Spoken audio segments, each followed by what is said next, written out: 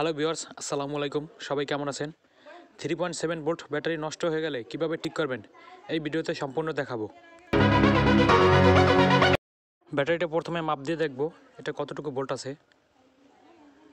দেখুন মিটারে কোনো ভোল্ট শো করতেছে না, মানে ব্যাটারিটা নষ্ট। কিভাবে ঠিক করি সম্পূর্ণ দেখুন।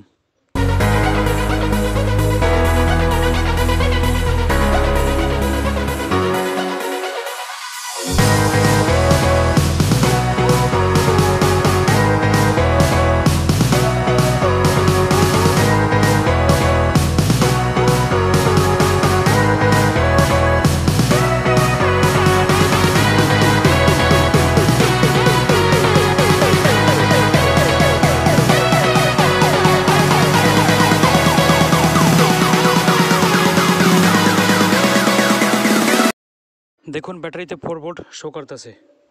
এভাবেই আপনারা 3.7 ভোল্ট ব্যাটারিগুলো ঠিক করতে পারবেন খুবই সহজে। ভিডিওটি ভালো লাগলে একটি লাইক দিন আর চ্যানেলটিতে নতুন হলে সাবস্ক্রাইব করে দিন। যারা সাবস্ক্রাইব করেছেন তাদেরকে অসংখ্য ধন্যবাদ।